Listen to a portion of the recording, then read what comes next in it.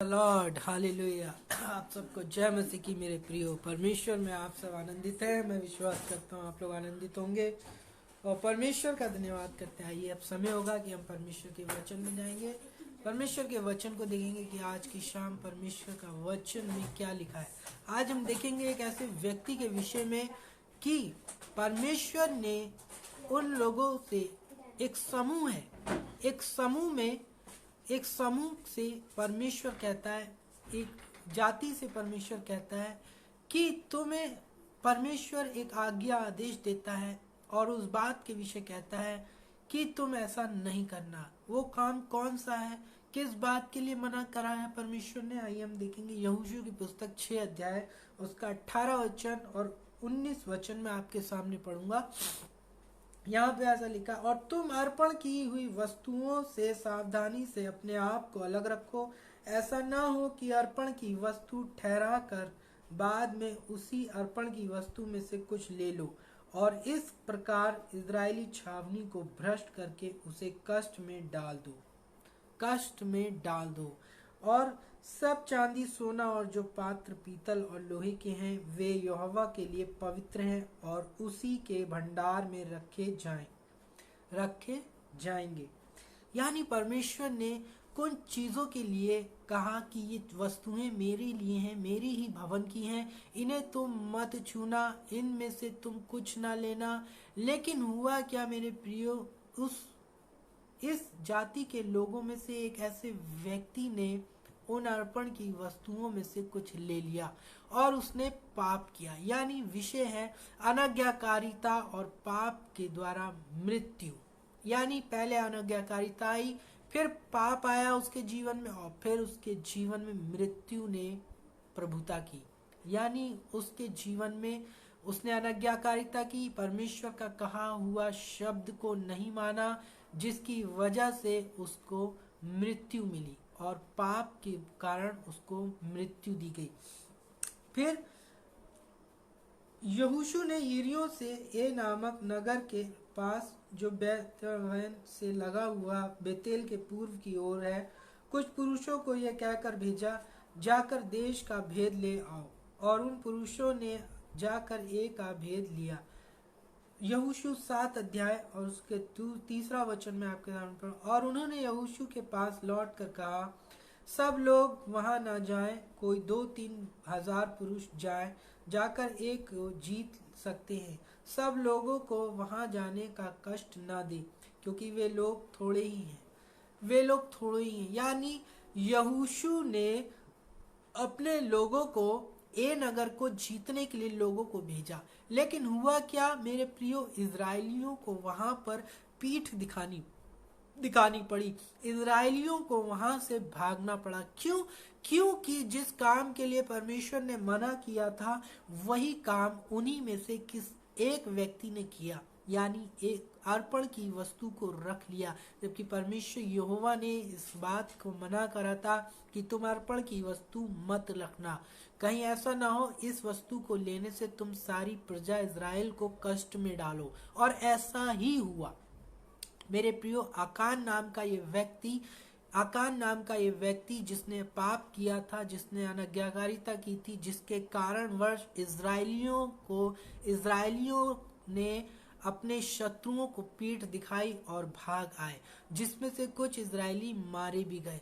तब यहोशू को ये बात का पता चलता है और यहोशू इस बात का अफसोस और शोक मनाता है और यहोवा के सम्मुख गिड़गिड़ाकर और कहता है, और वो गिर जाता है। तब यहोवा कहता है, उठ हे यहोशू, तूने पाप नहीं किया, पाप उन लोगों ने किया है, इसलिए इस कारण तुम इजराइल उन अमालेकी के रहने वाले लोगों को पीठ दिखा के भागते हो, क्योंकि तुम को जो मैंने वचन दिया था कि ऐसा मत करना, लेकिन तुमने वैसा ही किया।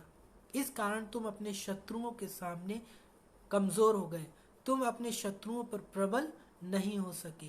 इसीलिए क्योंकि परमेश्वर ने जब कहा कि तुम अर्पण की वस्तुएं मत लेना, लेकिन उन्होंने ले ली। जब आकान नाम का ये व्यक्ति पकड़ा गया तब क्या हुआ, आकान यहोशू 7 अध्याय के 20 वचन में आकान ने यहोशू को उत्तर दिया, सचमुच मैंने इजराइल के परमेश्वर यहोवा के विरुद्ध पाप किया है और इस कारण मैंने किया है कि जब मुझे लूट में शिनार देश का एक सुंदर ओढ़ना और 200 शकेल चांदी और 50 शकेल सोने की एक ईंट देख पड़ी, तब मैंने उनका लालच करके उन्हें रख लिया। वे मेरे डेरे के भीतर भूमि में गड़े हैं और सबके नीचे चांदी है, सबके नीचे चांदी है। उसने ये बात यहोशू को बता दी। यानी आकार नाम के इस व्यक्ति का जो पाप था, जो अपराध इसने किया था, जो अनज्ञाकारिता इसने की थी, वो बात इसने यहोशू को, परमेश्वर के दास को बता दी। लेकिन बताने के बाद हुआ ये कि परमेश्वर इससे प्रसन्न नहीं था, इसलिए इस व्यक्ति को, इस आकार नाम के व्यक्ति को मृत्यु दंड दिया गया और ये मृत्यु को प्राप्त हुआ। तब जाकर इजरायली ए नगर के लोगों पर जयवंत हुए और इजरायली अपने काम में सफल हुए। जब इस व्यक्ति को दंड दे दिया जब इस व्यक्ति को सजा मिल गई तो ये मारा गया। मेरे प्रियो, हम देखेंगे पहला शमूएल की पुस्तक उसके 15 अध्याय में शाऊल ने भी कुछ ऐसे ही किया था।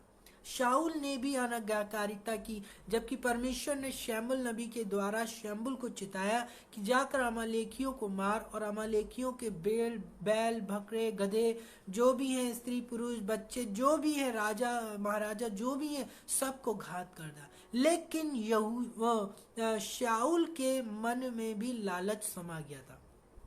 शाऊल ने भी लालच किया और बुरी बुरी चीजों को तो नष्ट कर दिया, कमजोर दुर्बल चीजों को, बेकार चीजों को नष्ट कर दिया, लेकिन जो अच्छी अच्छी वस्तुएं थी, बढ़िया बढ़िया जो चीजें थी, उन्हें रख लिया। तब वहां पर पहला शमूएल 15 अध्याय और उसके कुछ वचन में परमेश्वर का दास शमूएल कहता है, ये तूने क्या किया शाऊल से, ये तूने क्या किया, तूने परमेश्वर की बात को नहीं माना, तूने अनज्ञाकारिता की, इसलिए ये राज्य, ये सब कुछ राज्य वैभव मैं तुझसे, परमेश्वर तुझसे छीन लेगा और तुझमें एक दुष्ट आत्मा भेज देगा। वो दुष्ट आत्मा उसे सताने लगा और परमेश्वर ने उसके हाथ से राज्य छीन लिया। उसकी भी दुर्दशा आकान के समान हुई। आखिरी में शाऊल भी मृत्यु को प्राप्त कर गया। फिर हम देखते मेरे प्रियो रोमियो 6:23 वचन कहता है, पाप के, रोमियो 6:23 में लिखा है, क्योंकि पाप की मजदूरी तो मृत्यु है, क्योंकि पाप की मजदूरी तो मृत्यु है, मृत्यु। और इस बात को प्रमाण हम देखेंगे यहोशू की पुस्तक 7 अध्याय के आखिरी वचनों में हमें इस बात को देखने को मिला है कि आकान नाम के व्यक्ति ने जब पाप किया, जब अनज्ञाकारिता करी, तो उसे मृत्यु मिली। और इस बात का प्रमाण हम पहला शमूएल 15 अध्याय कुछ वचनों में भी देखते हैं। वहां पर शाऊल ने अनज्ञाकारिता की। आगे चलकर आगे कुछ अध्यायों में हम देखेंगे तो वहां पर शाऊल से राज्य छीन लिया गया और शाऊल को मृत्यु दे दी गई। यानी पाप की मजदूरी तो मृत्यु है। फिर हम देखेंगे रोमियो 7 अध्याय 11 वचन, क्योंकि पाप ने अवसर पाकर आज्ञा के द्वारा मुझे बहकाया और उसी के द्वारा मुझे मार भी डाला। यानी वहां पर मार डाला। शाऊल मर गया, आकान नाम का ये व्यक्ति भी मर गया। फिर 17वां वचन कहता है, रोमियो 7 का 17वां वचन, तो ऐसी दशा में उसका करने वाला मैं नहीं, वरन पाप है जो मुझ में बसा हुआ है। इन दोनों व्यक्तियों के जीवन में पाप बसा हुआ था, इसलिए ये लोग नष्ट हो गए, ये लोग मृत्यु को प्राप्त हो गए और ये सब नाश हो गए। तो मेरे प्रियो, कहने का मतलब ये है, जब परमेश्वर हमसे कुछ कहता है या परमेश्वर के वचन के द्वारा हमें चिताया जाता है, तो हमें परमेश्वर की सुननी चाहिए, हमें परमेश्वर की बात माननी चाहिए, है ना। हमें परमेश्वर की बात माननी चाहिए और उसके कहा हुआ वचन को हमें देखना चाहिए। परमेश्वर इस छोटे से वचन के द्वारा आप सब